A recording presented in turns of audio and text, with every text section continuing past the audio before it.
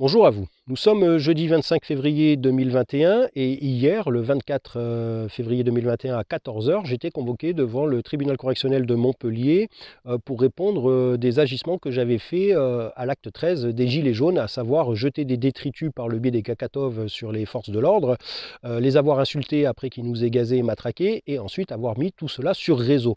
Donc quelques jours après cet acte 13, j'ai été arrêté par les forces de l'ordre qui sont venus perquisitionner mon domicile.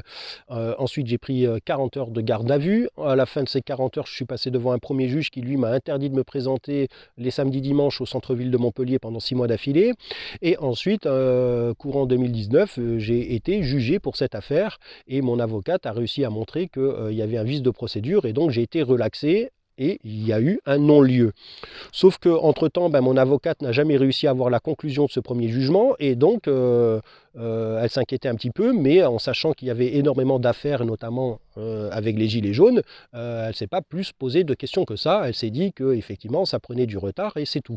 Eh bien, absolument pas, puisque le procureur ayant retrouvé cette affaire et qu'il a vu que n'était pas spécifié que j'étais relaxé, qu'il y avait un non-lieu, a décidé de la remettre en place et donc de me reconvoquer pour bien sûr la traiter. Et donc ce qui s'est passé, c'est que ils ont traité cette affaire en juillet dernier, sans même que je sois au courant et sans même que mon avocate soit au courant. Et comme ni l'un ni l'autre n'était présent, ils m'ont condamné à 1 an de prison ferme. Donc, ayant su cela, eh bien, mon avocate a dit que c'était pas normal et donc ils nous ont donné la possibilité de pouvoir nous défendre et donc c'est pour ça qu'ils ont ensuite mandaté les gendarmes pour me notifier que j'étais convoqué une troisième fois, cette fois le 24 février, donc hier à 14 heures pour pouvoir me défendre. Et donc hier j'ai donné tous les pouvoirs à mon avocate parce que je ne pouvais pas me déplacer, hein. Vous savez très bien que je ne suis plus sur Montpellier, donc c'était vraiment très contraignant pour moi de le faire. Et donc eh bien c'est son boulot, donc elle l'a fait bien sûr.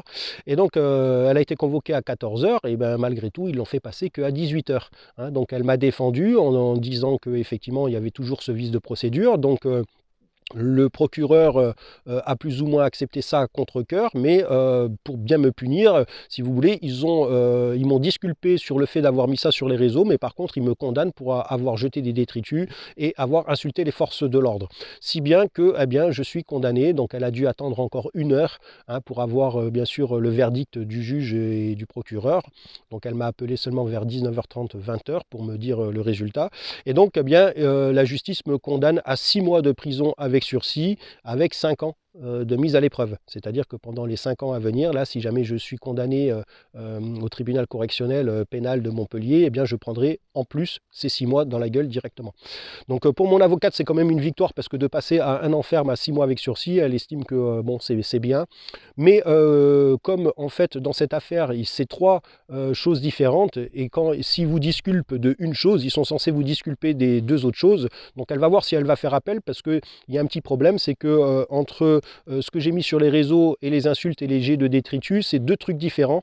L'insulte et les jets, c'est 2 trucs différents vis-à-vis du code pénal et le journalisme, c'est un truc différent. Et donc elle va se renseigner si jamais en faisant appel, je peux quand même être disculpé de ces 3 affaires, ou alors si, parce que c'est un peu différent, à la place de prendre 6 mois avec sursis, et dans ces cas-là, ils vont me condamner à 6 mois ferme. Donc on verra, on a 10 jours pour faire appel, et donc elle me tient au courant, et je ferai pareil, hein. Voilà, donc c'était vite fait pour vous dire ce qui s'était passé, puisque fort heureusement, parmi les gens qui viennent consommer un petit peu ma chaîne, il y en a quelques-uns d'entre vous qui s'intéressent quand même à ma personne, si je puis dire, et donc c'est pour ça que je vous informe de tout ça, pour vous dire que bon, d'une manière ou d'une autre, que je fasse appel ou pas, tout va bien, je n'irai pas en prison. Donc voilà, donc tout ça pour vous dire que je vais refaire des vidéos, parce que là ça faisait 15 jours que je vous en avais pas faites sur les consignes de mon avocate, hein, parce qu'elle ne voulait pas qu'ils aient encore matière à m'inculper un peu plus. Donc j'en ai profité pour aller rendre visite à une personne, et puis pour recevoir une autre personne ici. Donc c'est 2 rencontres géniales, notamment avec Myriam, qui d'ailleurs je remercie son initiative. Hier, elle a fait une vidéo parce qu'elle a une chaîne YouTube qui s'appelle Myriam Libre. Je vous invite à aller voir un peu ce qu'elle dit. Et donc, elle a fait une vidéo pour dire que j'ai été convoqué hier et demander à 2-3 personnes s'ils pouvaient venir me soutenir. Donc, je trouve ça vraiment gentil de sa part. Donc, Myriam, c'est une femme à la retraite qui est de confession musulmane. Eh bien, voyez que malgré nos différences, eh bien, on a quand même des bases communes, hein, à savoir que bien, on respecte le vivant. Voilà, on respecte la création.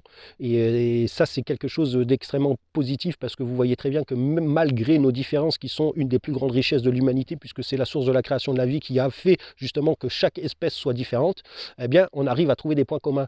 Et ça, j'espère que ça servira d'exemple. Je vais aller la revoir très prochainement et on essaiera de faire une vidéo ensemble pour vous montrer que malgré nos différences, eh bien, on a des points communs, le respect du vivant. Et c'est là-dessus qu'il faut se baser pour s'unir et éradiquer cette dictature capitaliste oligarchique. Donc j'espère fortement que par le biais de cette future vidéo avec Myriam, on arrivera bien sûr à vous montrer que la différence, c'est une richesse. Il ne faut pas qu'on soit tous pareils, puisque n'oubliez surtout pas que c'est eux qui veulent qu'on soit tous pareils, des robots consentants et avec une pensée unique, hein. Ils ne veulent pas qu'on puisse avoir de l'imagination, ils ne veulent pas qu'on puisse vivre, hein. En plus, vous avez vu, ils appuient de plus en plus leur dictature, hein, avec ce fameux passeport. Ça va être d'actualité dans pas très longtemps, hein. Ils vont le mettre en place pour empêcher ceux qui ne veulent pas se faire vacciner de pouvoir continuer à circuler.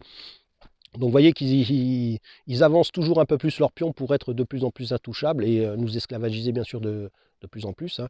Et donc, il ne faut pas se laisser faire. Et fort heureusement, hein, malgré ces 15 jours où je ne vous ai pas fait de vidéo, j'ai quand même vu que vous êtes de plus en plus nombreux à vous mobiliser et à savoir qu'il faut qu'on soit unis, hein. Des personnes qui sont complètement différentes, malgré tout, vous avez très bien compris qu'il y a certaines marques qu'il ne faut plus consommer, donc vous employez le boycott, c'est quelque chose qui est vraiment génial. Vous avez compris aussi qu'il faut acheter les produits maximum le plus près possible de chez vous, donc vous êtes également locavore, c'est aussi quelque chose qui est vraiment extraordinaire. Et minimaliste, ça ne veut pas dire se serrer la ceinture, ça veut dire ne consommer uniquement que ce qu'on a besoin, hein. N'oubliez surtout pas que cette politique de dictature capitaliste oligarchique n'est là uniquement que pour nous faire consommer.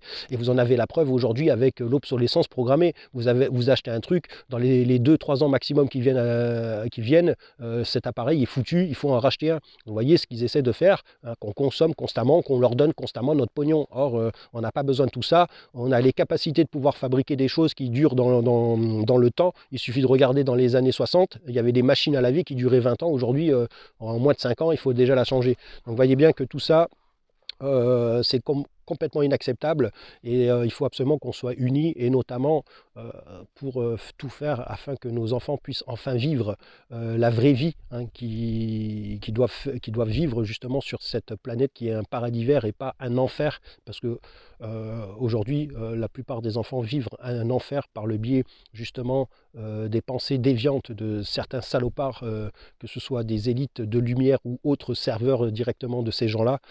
Tout ça c'est inacceptable.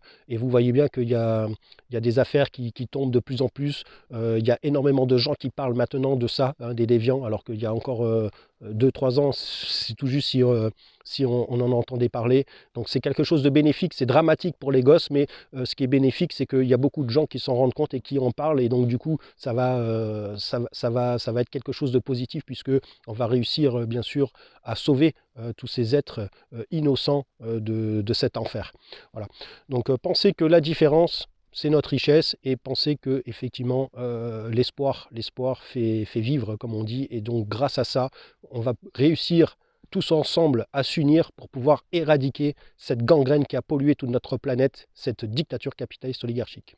Voilà, en attendant, portez-vous bien et je vous dis à très bientôt pour la prochaine vidéo.